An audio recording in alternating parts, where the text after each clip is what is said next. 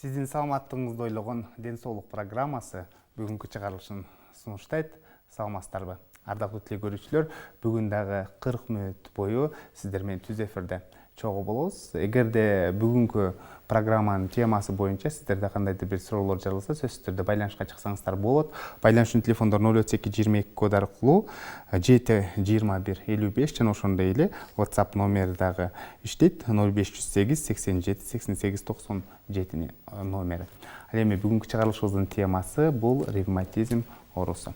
Дал мына ушул тема боюнча атайын суроолорго жооп берүү үчүн адистерди чакырганбыз. Анда мен сиздерге тааныштырып өтсөм.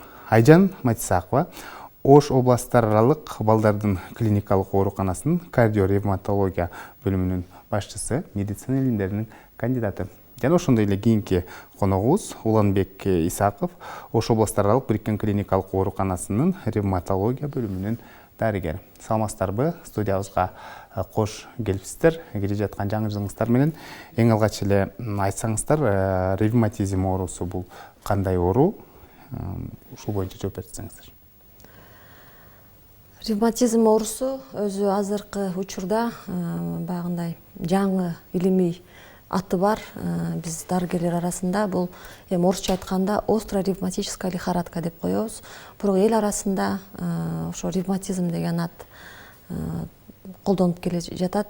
Ревматизм деген бул өзү А группасындагы бета-гемолитикалык стрептокок алып келе турган ошол инфекция болот.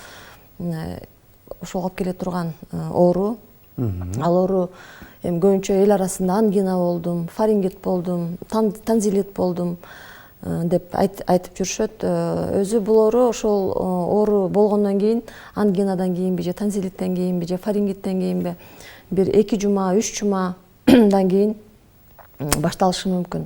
Башталганда курч башталат, дене табы бийик көтөрүлүп. Кандай белгилер? Дене табы бийик көтөрүлөт, муундар ооруйт, балдар муундар оор деп айтышат. Муундардын бир өзгөчөлүгү ооругандыгын бул бир туруп бир муунун көргөзөт, бир туруп бир муунун көргөзөт. Бул мындай мына тизе муундарына көп балдар даттанышат, кызыл ашык муундарына даттанышат. Бирок ал туруктуу эмес да. Шишиши мүмкүн, кызарышы мүмкүн, ошол жерде кызарышы мүмкүн, дене табы көтөрүлүшү мүмкүн, ошол жерде локальный деп коебуз. Бирок ал туруктуу эмес. Тез эле башка муундарга жылы берет. Андан кийинкиси дагы бир өзү классификациясы боюнча чоң критериялары, кичинекей критериялары деп бөлүнөт. Дагы бир чоң критериясы бул малая хорея деп коебуз. Бул подкорковый энцефалит деп коет, же болбосо мээнин жабырланышы. Ошондо бул жерде бала бир башкача бир привычкасы пайда болушу мүмкүн. Өзүнчө эле тез көзүн жума бериши мүмкүн, көзүн ыңдай бериши мүмкүн. Буну көбүнчө ата энеси айтат, көп аны ташта деп урушат, ал нерсеге көңүл бурбайчы. Же болбосо көбүрөөк убакыт өтүп кеткенде кол жазуулары бузулушу мүмкүн. Бала басып кетип атып жыгылышы мүмкүн. Ошондой бир немелер, белгилери болот. Андан кийинкиси жүрөк дагы жабыркайт. Бул жүрөктүн балдардын арасында жабыркалышы көбүнчө балдар көп даттанбайт. Эгерде толук оору мүнөздө өтүп жүрөк катуу жабырласа, кардит болуп, ал мезгилде ошол кардиттин белгилери болушу мүмкүн. Көбүнчө балдар арасында ушул мууну көбүрөөк ооруйт. Анан кийин мээси жабыркашы мүмкүн, жүрөк жабыркашы мүмкүн. Ошондой эле тери да жабыркайт. Азыркы мезгилде ошол акыркы учурларда ошо теринин жабыркалышы өтө аз кездешет. Бул деген кальцивидная эритема деп коет, кызыл нерселер чыгышы мүмкүн. Ревматоидный узилки деп коебуз, бир мындай узелоктор чыгышы мүмкүн. Безге окшоп мындай катуу кичинекей ошол. Анан кийин элдин арасында дагы көп бир неме таркалган, ушул муундар ооруса эле баласынын ревматизм дей беришет. Ревматизм бул жүрөк сөзсүз жабырланышы керек. Элдин арасында көбүнчө айтып жүргөн ревматизм деген оору бул жөнөкөй эле реактивный артриттер же реактивный артралгия деп коебуз. Ошол оору өтө кеңири таркалган балдардын арасында. Жакшы. Уланбек эмне толуктап кошумча? кетсем болобу? Өзү бул ревматизм оорусу бул эл арасында аябай кеңири тараган оору болуп эсептелинет. Бул эми мындай медицинада карап көргөндө бул аябай чоң тема болуп каралат да. Ооба. Чоң тема болуп каралат. Азыр эми көбүнчө эле эжекем айтып өткөндөй эле муун ооруса эле ревматизм болуп калдык деп көбүнчө эле ошо коркуп бизге кайрылган күндөр болот да. Өзү ревматизм оорусун дарыгерлер тарабынан толук такталып коюлгандан кийин анан ревматизм деп айтсак болот. Бул эми чоң тема болгон үчүн эми бунун баштапкы козгогуч бактериялары бул бета-гематический стрептококк группа А деп айтылып өттү. Эми бул бета-гематический стрептококк группа Асы көбүнчө эле булар эми системдик оорулар болуп эсептелген үчүн соединительный ткандар деп коет, тутумдаштырылган ткандарда воспаление жүрөт. Ал ткандар эми көбүнчө эле жүрөктүн клапандарында болот, муундарда болот, кан тамырларда болот. Ошон үчүн эжекем айтып өткөндөй эле баш мээде майда кан тамырларда воспаление болуп калышы мүмкүн. Ал эми аталышы ревмахорея деп айтылат. А жүрөктөгү болсо ревмокардит, муундарда болсо ревмополиартрит деп айтылат. Кальцевидный эритема, узловатый эритема деп айтылат. Булар денедеги майда кан тамырларынын жабыркоосу болуп эсептелет. Ошондуктан бизге эми дарыгерлерге кайрылса, бул оорунун каяктан келип чыкканын аныктап, анализдеп, анан кайсы түр экенин аныктап туруп, дарылоо жүргүзсөк, биз ошондо туура дарылап, оорунун алдын алып калсак болот. Жакшы. Биз илдеттин алдын алуу үчүн эмнелерге көңүл бурушубуз керек? Жалпы теле көрүүчүлөргө сиздерден кеңеш болсун. Биз эмнеге көңүл бурушубуз керек? Эми бул баягы жаш кезде көп кездешет деген үчүн эми бул көбүнчө ушу инфекция деп айтып кетпедикпи? Биз көбүнчө ушул элдин арасында мына тиштерин жакшы стоматологко барып турушпайт да. Ошону өтө ата-эне өзүнө жакшы бир неме кылып алыш керек, эмне деп коет? Эсине туюп алыш керек. Эсине туюп алыш керек, тез стоматологко барып туруш керек. Андан кийин баягы жөнөкөй азыркы мезгилде айрыкча азыр сезон болуп жатат. Мына курч мүнөздөгү инфекциялар, респиратордук. Андан кийинки көбүнчө баягындай өнөкөт осложнениялары болот. Бул гайморит деп коебуз, атит деп коебуз. То есть бир организмде бир жерде бир очаг калып калат да, осложнение. Ошол жерде инфекция болушу мүмкүн. Ошонун бардыгы алып келиши мүмкүн. Андан кийин основном муун оорулар ооруну пайда кылган очаг бул ошо ооз көңдөйүнөн башталат да. Ооз көңдөйүндө эжекем айткандай эле ошо стоматит, гайморит, танзилит, фарингит, ангина деп айтылат. Ошол ангиналардын негизинде бул воспаление болуп, ошо баягы гриппке кабылган учурларда оору курчап, канга түшүп, анан кандан тарап, денеге таралып, анан ооруларды пайда кылат да. Биз эми алдын алыш үчүн ушул оорулардан сактануубуз керек да. Эгер тишинде оору болсо стоматологторго кайрылып, ооруларды жок кылуу, ал эми тамагында баягындай өнөкөт оорулар болсо, ошоларды болбоого аракет кылуу. Азыр эми грипп аябай курч болуп аткан учурлар, ушул учурда азыр эми бизде вакциналар жүрүп жатат. Ошол вакциналарды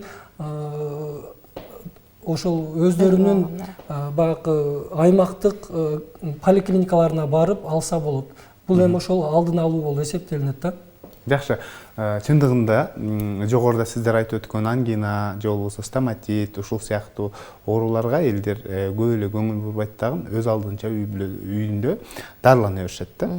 Мен айтайын деген мисалы ангина канча жолу кармаса же болбосо канча жолу бир жылда канча жолу ооруса сөзсүз түрдө дарыгерге кайрылыш керек. Кээ бир мисалы кулак мурун дарыгерлер айтышат да, мисалы эгерде ушул бадам сыбал без өзүнүн жумушун аткарбаса, анда такыр эле алып салган жакшы, себептен организмге зыян келтирип коюшу мүмкүн деген дагы ушундай маалыматтарын айтышат да. Ушул боюнча айтып берсеңиз.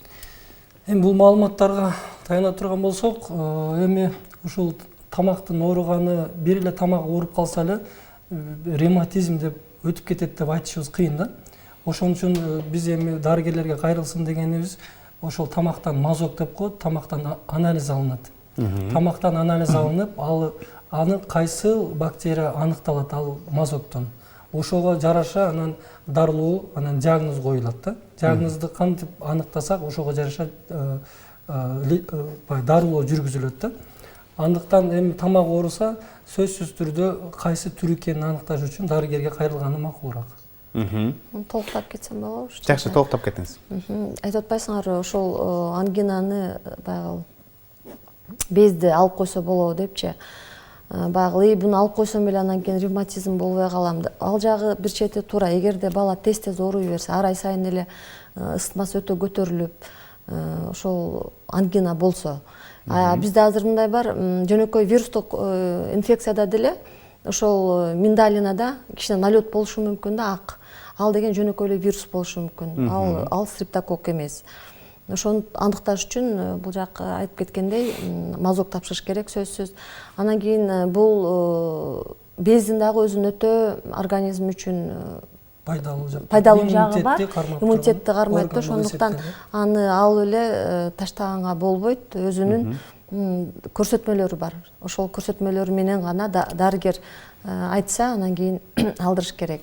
Бул суроону берген жөн жерден эмес, анткени биздин студиябызга ушундай кулак мурун дарыгерлер келет. Анан келгенден кийин ушундай суроолор элдерден келет. Мисалы, жылына 3 жолу кармады, 4 жолу кармады, бат-баттан ушул ангинам ооруп жатат десе, жашыңыз канча дейт. 30дан өткөн болсо, бул бат-баттан кармай берет.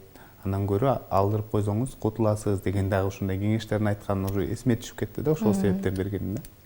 Ооба, туура. Эми чоңдордо тез кармай берсе алдырса болот, бирок деген мындай да, кээ бир адам болот, тез кармайт, ангинасы 5 жолу, 6 жолу, бирок эмнегедир ошол ревматизмге алып келбейт. А кээ бир адамдарда 1-2 жолу кармайт, аябай катуу кармайт, ошондой, бирок ошол эле балада ревматизм болуп калышы мүмкүн. Буну такташ керек. Бул эми ошол алдырып салыш керек деген жагын деле карасак болот. Мисалы, бат-баттан ооруй берген ангинанын эми пайдасынан зыяны көп деген мааниде алдырып салса деле болот. Аны эми өспүрүм учурларда алдырып салса болбойт. Бул азыр айтып өткөндөй эле бул организмдеги иммунитеттин бир туруктуулугун кармап туруучу орган болуп эсептелинет да. Аны эми жаш өткөн, бат-баттан кайра ооруп, анан осложнение деп айтылат, жүрөккө дагы жүрөктүн порокторуна алып келип аткан учурлар болсо, анда биз алдырып салганыбыз жакшыраак. Эми медицинада кайсы жагына көбүрөөк плюс болсо, ошол жагына каралат да. Жакшы, кийинки суроо телекөрүүчүдөн келиптир. Саламатсыздарбы, 58 жаштамын дейт. Оң бутум дейт, бүгүлбөйт дейт. Бүгүлбөйт, 20 жылдан бери ушинтип ооруйт дейт. Шишип калат дейт. Анан эмне кылышым керек, кандай кеңеш бересиз деген. Кайрылуучу аял киши экен же эркек? Билбейм. Жазбаптыр анысынча. Эми бут оору, бир эле тизенин оорусу 58 жашта. Анан тизеден укол алып турам дейт, ал дагы жардам бербейт дейт. Эми 58 жашта болсо, аял кишилерде көбүнчө эле бул артроз оорусу көп кездешет. Бул артроз оорусу бул кемирчек оорусу болуп эсептелинет. Кемирчектин жабыркоосу ушу эми көп басып, суукка урунуп калган учурларда булар иши менен коштолушу мүмкүн. Тизеге укол алуу деп айтып атат. Эми тизеге укол алууну биз рентгенге түшүрбөстөн туруп, тизелерди УЗИ кылдырбастан туруп, тизеге укол берүүнү биз айта албайбыз. Артроздордо эми ошо көбүнчө эле буттардын бүктөлбөсү, отуруп турганда оорушу, кыймыл аракетте оорунун пайда болуусу ушул артроздорго мүнөздүү болуп эсептелинет. Муундарга укол берүүнү биз текшерип, рентгенден өткүзүп гана ошонун негизинде уколду сунуштай алабыз. Эми муунга укол берүүнүн медицинада блокада деп айтылат. Блокадада бериле турган дарылардын аябай түрлөрү көп. Ал түрлөрүн ошо оорусуна жараша канчанчы стадиялар менен кеткен оорулар болот ошо артроздордо. Ошол стадиясына жараша кайсы дарыны беришибиз керек, ошону аныктап туруп анан жасайбыз. Жакшы. Бул илетти дейт. Бул илетти толук сакайтса болобу, бутум кыймылдайбы деген дагы суроо келиптир да. Ошол эле же толуктуу суроо. Эгер сакайтса болобу деген суроосуна эми мындай көрбөй туруп айтып коюшубуз бир аз кыйынчылык туудурат бизге. Бирок 20 жылдан бери ооруйт экен. Муун оорулардын түрлөрү аябай көп. Бир эле тизеси ооруса биз артроз деп азыр айтып атабыз, эми бүктөлбөйт дегенине карап туруп, бирок муун оорулардын түрлөрү башка реактивный артрит деп коет. Эгер реактивный артритке кабылган болсо, мунун келип чыккан баягы этиология деп коет, причинасын аныктап туруп, дарыласа сакайышы деле мүмкүн. Жакшы, кийинки суроода теле көрүүчүдөн саламатсыздарбы, бутум күн суутуп калганда эле сууктан дейт, ушундай оорубойт, эмне кылышым керек деген суроо калтырыптыр, шишип калат бутум анан дейт. Эми бутум десе, буттун аябай буттар бөлүнөт.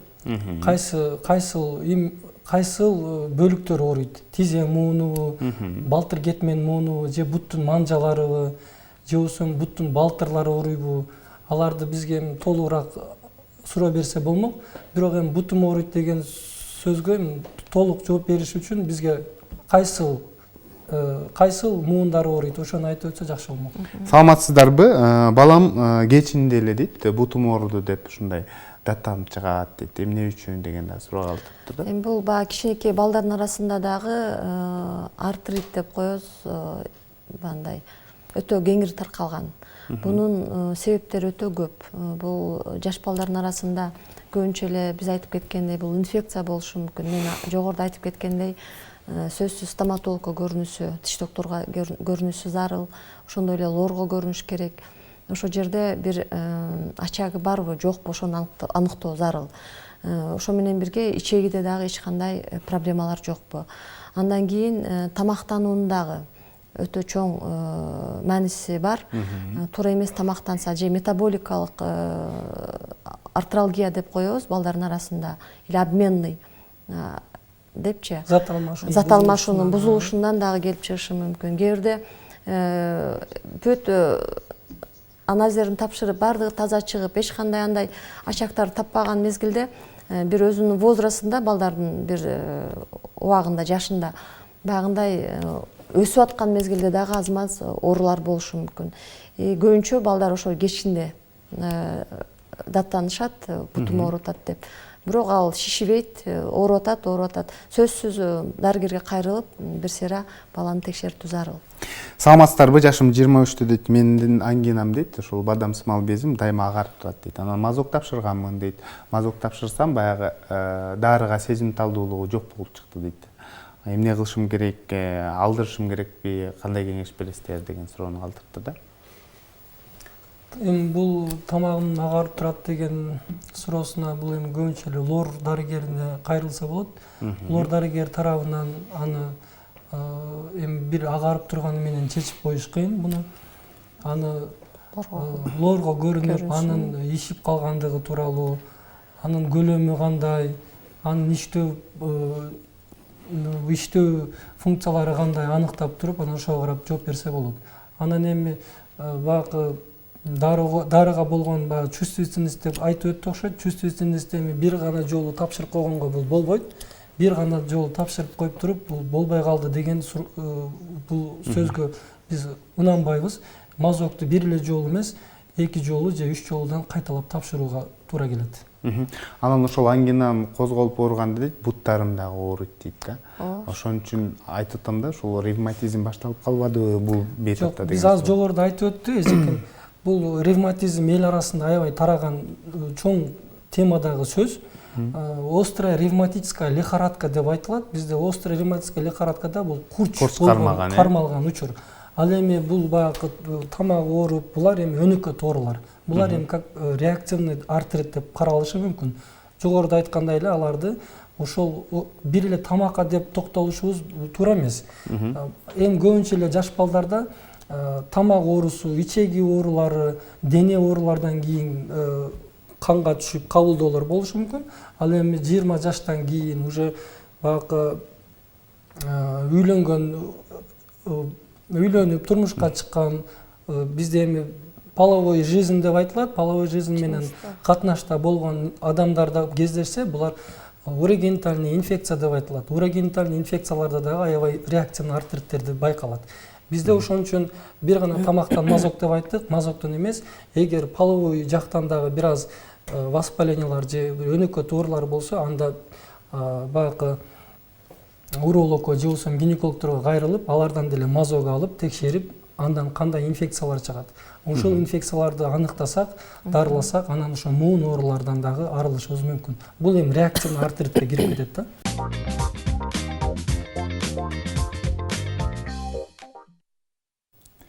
Сиздер ден соолук программасына ордоктош болуп жатасыздар, ырдактуу теле көрүүчүлөр. Дал ушул тема боюнча суроолор болсо сөзсүз түрдө байланышка чыксаңыздар болот. Маегибизге кайрылып келсек, теле көрүүчүлөрдөн көптөгөн суроолор келе баштады. Анда берсем, саламатсыздарбы? Мен дарыгерге кайрылганмын, ревматизм деп диагноз койгон дейт. Жүрөгүм да ооруйт, башым да ооруп турат дейт. Анан ибупрофен деген дары жазган, аны күнүнө бир жолу дейт ичсем болобу деген суроону калтырыптыр да. Бул чамазы мен билгенден ушул мурда эле көрүнгөндө, азыр эми дагы кайра улантсам болобу деген ушундай суроону калтырган окшойт. Эгер дарыгерлер тарабынан ревматизм деп аныкталып, дартат аныкталып жазылган дары болсо, бул эми ошол ревматизмге, муун ооруларга, деги эле муун ооруларга противовоспалительный дары болуп эсептелип, туура жазылган деп эсептейбиз. Ал эми ревматизм деп айткан, баягы жогоруда айтып эле атабыз, ревматизм деген сөз бул аябай чоң тема. Ошондуктан кайсы түрүн аныктап койду. Анын толугураак маалымат алып, дартын толугураак билгиси келсе, бизге кайрылса болот. Жакшы. Сиздерге кантип кайрылса болот? Ушул боюнча теле көрүүчүлөрдөн көптөгөн суроолор келе баштады. Кантип кайрылабыз, кантип кеңеш угабыз депчи. Биз эми Ош областтар аралык бириккен клиникалык ооруканасынын ревматология бөлүмүнө кайрылса болот, муун оорулар боюнча, ревматизм боюнча. Телефон Бизде 20 кабинетте поликлиникада кабыл алабыз. Саат 8:30-дан 4-кө чейин. Эгерде жаш балдар арасында болсо, анда Ош областтар аралык балдар клиникалык ооруканасынын дарт аныктоо бөлүмү бар, КДО деп коебуз. 5 кабинетте 8:30-дан саат 3-кө чейин биз да кабыл алабыз. Ошол жерге кайрылсаңыздар болот. Жакшы, телефондор болсо да айтып койсоңуздар болот. Кийинки суроо мындай деген суроо келиптир. Саламатсыздарбы? Менин муундарым ооруйт дейт. Анан дарыгерге кайрылганда медрол деген дарын жазган дейт. Анан ошол дарыны ичип жүрсөм дейт, эмнегедир ушу толуп, беттерим тултуйуп кетти дейт да. Аны токтотоюн десем, муундарым ооруйт. Эмне кылышым керек, кандай кеңеш бересиздер деген. Эми медрол ушул дарынан дагы ушинтип толуп кетиши мүмкүнбү деги? Туура эле. Бирок медрол бул эми стероидный противовоспалительный препарат деп айтылат. Буларды эми биз гормон деп айтылат. Муун оорулса эле биз гормонду эч качан жазбайбыз. Булар эми иммунодепрессант, баягындай курч ооруларды гана калтыруучу препарат болуп эсептелинген үчүн биз бардык бейтаптарга бул медролду жаза бербейбиз. Медролду ошо баягы токтотсоң ооруп калып атат деген сөзүнө бул гормондорго сразу токтотуп койгонго болбойт. Себеби бул организм көнүп калгандыгы үчүн токтотсо кайра муундарынын оорусу чыга берет. Аны дартты кайсы дарт аныкталса, аны ошол туура келген гана ооруларга жазыла турган дары бул. Бул гормон болгон үчүн бардык бейтаптарга жазыла бербейт. Көбүнчө бул баягы системдик ооруларга жазылат. Мисалы ревматоидный артрит, булар системдик оорулар. Ревматизмдерге бул гормон жазылбайт. Ревматизмдерге гормон жазылат курч, өнөкөт, баягы жогорку деңгээлдеги катуу ооруп аткан бейтаптарга гана жазылат. Бирок бул баягы өнөкөт, системдик ооруларга гана жазыла турган дары. Дайыма ичип жүрбөйт да, ревматизмде. Андыктан бул дарыны боюнча толук маалымат билгиси келсе, бизге кайрылып, дартын толук аныктап, дарыны ичсе болобу же кантип ичиш керек, бунун схемалары бар. Схемасында туура эмес ичкен болсо, ушинтип организмде баягындай суюктукту көпкө кармап, шиширүү, ушу сыяктуу белгилер чыгышы мүмкүн. Жакшы. Ревматизм оорусун кантип аныктайсыздар сиздерге келгенде? Кандай текшерүүлөрдөн өтүш керек? Мисалы, айыл жергесинде аз эле бир-эки эле текшерүүдөн өтүп, ошол ревматизм деп диагноз коюшат да. Мен билгенден сиздерге кайрылса, бир канча анализдерди тапшырат го, Бул эми канды текшериш керек. Канды сөзсүз, анан кийин ревмат тести деп коебуз. Ревмат тестин көрүш керек. Андан кийин ошол мазок деп айтпайдыкпы, сөзсүз ошол стрептококкту аныктоо керек. Андан кийин жүрөктөрдө эч кандай жабырлануусу жокпу деп ошол эхокардиография деп коебуз. ЭКГ дейбиз. Дагы кандай кошумча? Негизги бейтап кайрылганда эле биз ошол суроо жооптон башталат. Ошол тамагында оорусу барбы, кандай бир баягы өнөкөт оорулары бар, ооз көңдөйдөгү, тишиндеби, тамагындабы, кайсы бир оорусу болсо ошого жараша мазок алынат. Биринчиден бул андан кийин кандагы бактериялардын канга түшкөндүгү тууралуу ферменттерди көрүлөт. Ревмат тест деп айтып өттү. Андан сырткары жүрөк ооруларына өткөн жокпу аны аныктоо үчүн эхокардиограмма ЭКГ деп айтылат. Андан сырткары ошол муундарды эгер ооруп аткан болсо муундарын дагы рентген кылуу же болбосо муундарды УЗИ кылуу ушул сыяктуу текшерүүлөрдүн негизинде аныкталынат. Анан дарылоо кандай жүрөт? Жогоруда курч кармаган деп көп айтасыздар да, бирок бул илдет курч кармап эле өтүп кетеби же болбосо өнөкөт илдет деп? Жок, эгерде курч кармаса, мисалга айтып атпайбызбы, баягы мээндө поражение кылышы мүмкүн, жабыркашы мүмкүн мээ. Бул жерде баягындай хория деп коебуз, малая хория деп, энцефалит деп. Бул жерде сөзсүз баягы гормондор берилиши мүмкүн, бирок кыска мөөнөттө алар тез эле алынып ташталат. Андан кийин биринчи эң керектүү дары бул антибиотиктер. Сөзсүз антибиотик, көпкө чейин антибиотик алыш керек. Андан кийин өнөкөткө айланып кетпеш үчүн бизде биринчи первичная, вторичная профилактика деп коет. Бул пенициллиндин канда көпкө чейин жүрө турган формалары бар. Ошол экстенсилин деп ошолорду биз 3 жумада бир жолу берип турушубуз керек. Сөзсүз. Ошону көпкө чейин алат. 18 жашка чейин балдар. Эгерде жүрөгүндө эч кандай порогу жок болсо, биринчи жолу ошо остроревматическая лихорадка коюлуп, бир 3 жылга чейин, 5 жылга чейин, 6 жылга чейин алышы мүмкүн. Эгерде жүрөгү таза болсо, аны биз алып коюшубуз мүмкүн. Эгерде жүрөгүндө кичине жабыркалануу бар болсо, анда 18 жашка чейин биз беребиз дагы. Андан кийин бул жактарга чоңдорго өткөзүп беребиз. Булар көзөмөлдөйт ал ооруларды. Баягы жогоруда бир суроо берип өттү. Баягы мазок тапшырсам, баягы чувствительности ошо эч кайсы бир антибиотикке чыкпайт депчи. Бул туура болушу мүмкүн. Себеби бул учурлар кайсы кездешет, кайсы маалдарда кездешет. Негизинен баягы тамак ооруса, өз алдынча үйдө дарыларды туура эмес ичүү. Биз баягыдан бери жогоруда айтып атпайбызбы? Тамактан мазок алып, мазоктун негизинде кайсы антибиотикке чувствительности чыкса, ошого жараша дарыларды берсек, кийин ушундай учурларга кабылышпайт. Өз алдынча туура эмес антибиотиктерди иче турган болсо, бул организмде бактериялар резистентный деп коет. Ошол өзүнүн формасын өзгөртүп, туура эмес антибиотиктерге, башка антибиотиктерге дагы резистентный деп коет, туруктуу болуп калат дагы, өлбөй калышы мүмкүн. Ошондуктан ошондой болбошу үчүн биринчи очередь тамактагы мазокту көрүп, аны кайсы бир антибиотикке сезгенет, ошого жараша дарыларды жүргүзсөк, ушундай учурларга биз көп кабылбайбыз. Кийинки суроо. Саламатсыздарбы? Менин жашым 40 дейт. Ревмат тесттен жабыркап келем дейт. Жүрөгүмө дагы таасир этип атат дейт. Эмне кылышым керек деген суроо калтырып турду. Ревматизм деп ревматизм ошол жогоруда эле айтып атабыз. Ревматизм деп эле көпчүлүк корко берет. Ревмат тест дейт. Жок, ревмат тест деген бул оору жок. Бул ревмат тест бул анализ. Ревмат тест бул анализ. Оорусун толук билбейт окшойт. Оорусун толук билиш үчүн биринчиден дарыгерге кайрылып, дартын аныктап туруп, ошого жараша дарылоо жүргүзгөнүбүз туруусураак. Бул бейтап токтогулдан байланышып атыптыр да, ушул илдеттен толук сакайсам болобу деген. Эми азыр билбей туруп, анын адамды көрбөй туруп. Барбы ушул оорудан мисалы убагында кайрылып, сиздерден толук сакайып кеткендер? Ревматизмденби? Айыгат.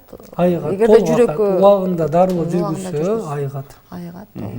Ушул оорунун кабылдоолору жөнүндө дагы бир ирет телекөрүүчүлөрдүн эсине салып кетсеңиз, эмнеге алып келет дагы? Кабылдоолору биз көңүл бурбайбыз да, мисалы бир аз ооруп коет, анан ооруну басаңдатуучу дарыны ичебиз, анан өзүбүздү алдап эртең барам, бүсүгүн барам деп атып, ушул убакыттын өтүп кеткенин билбей калабыз. Бул деген ошо биринчи эң эле негизгиси бул жүрөктүн кабылданышы.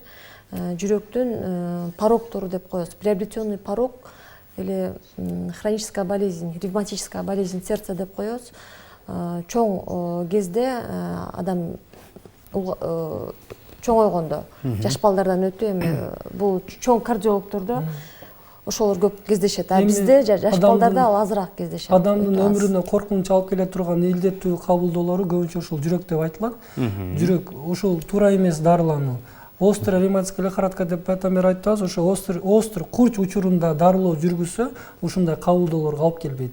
Туура эмес антибиотиктерди ичип, туура эмес дарыланган учурларда булар өнөкөт формасына өтөт дагы. Өнөкөт формада булар бактериялар канда айланып жүрүп, ошол соединительный ткань деп коет. Соединительный ткандар булар ошо муун жүрөктө болуп эсептелинип, жүрөктүн клапандарына отурукташып, ошол жерден жүрөктүн клапандарынын жетишсиздигине алып келет. Бул ошол приобретенный пороки сердца деп айтылат. Алар өз алдынча биринчи, экинчи, үчүнчү степень болуп көтөрүлөт. Баштапкы степендеринде оорунун белгилери анча билинбегендиктен көпчүлүгү кайрылышпайт, сезишпейт. Ал эми экинчи, үчүнчү степендерине өткөндөн кийин бир аз басканда энтигип, жүрөктүн тушунда оору пайда болуп, жүрөктүн бат согуулары пайда болгондо гана кайрылышат. Ага чейин медицинада өзү бир жылда бир медициналык көрүүдөн өтүп турса, ушул оорулардын алдын алуу болуп эсептелинет эле да. Жакшы. Саламатсыздарбы? Менин кызыма дейт, малая хория деп диагноз койгон дейт. Бул ревматизм менен байланышы барбы деген суроо. Ооба, байланышы бар. Эгерде малая хория деп коюлса, бул ошо ревматизм деген болот. Бул бала дайыма азыр бицилинде жүрсө керек, же экстенсивный алып атса керек. Демек сиздердин көзөмөлүңүздөрдө болуш керек. Биздин көзөмөлдө болуш керек. Эгерде ден соолугун чың болушун кааласа, ата-энеси сөзсүз түрдө кайрылыш керек. Кабылдамалар болбош үчүн, кийин жүрөгү порок болуп калбаш үчүн бундай балдар сөз биздин көзөмөлдө. Саламатсыздарбы? Менин байкем 30 жашта дейт, 3 айдан бери дейт, ошол муундары ооруп, баш бут кетменинен ооруп дейт, ушундай баспай калды дейт да. Кандай кеңеш айтат элем министр? Эми байкем Кыскача программасыздар. Муун оорулардын түрлөрү көп деп баягыдан бери айтып өттүк. Эгер эркек кишилерде кездеше турган болсо, буттун кетменинен башталган оорулар, булар зат алмашуунун бузулуусунан келип чыккан оорулар бар. Бул ооруну подагра деп айтабыз. Биринчи учурда ушул подагра оорусун аныктоо үчүн бизде анализ жүргүзүүбүз керек. Булар эми көбүнчө эле кандай адамдарда кездешет. Көбүнчө нарушение пуриновых обмен деп айтылат. Бул ошо кандын составында этти көп жеген адамдарда мочевая кислота деп коет. Бөйрөгү жабыркаган адамдарда көбүнчө кездешет. Спиртной ичкен ичимдиктер ичкен адамдарда көп кездешиши мүмкүн. Андыктан биз ооруну азыртадан мындай оору деп айтып коюшубуз кыйын. Себеби анализ менен тастыктап, текшерилип, дарт аныктоо зарыл. Демек сиздерге кайрылса, эгерде басып кетиш да мүмкүн, э? Мүмкүн. Жакшы. Ардактуу телекөрүүчүлөр, бүгүн бизде конокто Айжан Маткасымова, Ош областар аралык балдардын клиникалык ооруканасынын кардиоревматология бөлүмүнүн башчысы, медицина илимдеринин кандидаты жана ошондой эле кийинки коногубуз Уланбек Исаков, Ош областар аралык бириккен клиникалык ооруканасынын ревматология бөлүмүнүн дарыгери болду. Сиздерге рахмат айтабыз. Ишиңиздерде ийгиликтер болсун. Рахмат сиздерге дагы. Ушун менен Илим жана билим телеканалынын ден соолук программасы өз соңуна келип жетти. Мен Сейит Амираев алып бардым. Кайрадан эфир аркылуу амандашканча сак саламатта туруңуздар.